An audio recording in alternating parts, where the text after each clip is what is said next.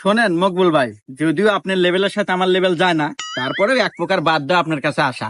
এই যে আমার সওয়াল, হ্যাঁ, আপনার মেয়ে এরম কি দেখাইছে, তারা নাকি এরা ভালোবাসা করছে, বিঘার ধরছে, বিয়ে হইব। আর খালি কি তাই, দৌড় বেড়ে ছাদে উঠছে, বিয়ে না হারালি পারে নাদ্যে মরে যাবে। আমার একটাই সওয়াল, অমূল্য রতন, আর হলে আমি কি নিয়ে বাঁচবো? তাই এক প্রকার বাধ্য আসলাম, আপনার মেয়েটাও দেন। আর যদি আপনার কোনো কথা থাকে তাহলে কর। কথা আর কি কমু ভাই, আপনার মতো লোকের হাতে আত্মীয়রা আমার সৌভাগ্যের ব্যাপার। তো যাই হোক, ছেলে মেয়ে যেহেতু উভয় পছন্দ করছে, এখানে বলার মতো আর কিছু নাই। তারপরেও একটু জানা দরকার, না জানলে হয় না। আসলে ছেলে কি করে না করে।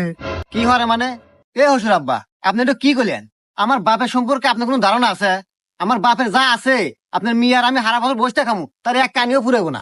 খালি কি তাই, ক্ষেতের ভিতরে 400 বিঘা সম্পত্তি আছে, যা অর্থ লাগানোর কারণ নাই। আবার বাপের একটা পাটের মেল আছে, যেখানে শত শত মানুষ কামলা খাটে, চাইলে আপনি ছাওয়া লাগবে কামলা খাটে।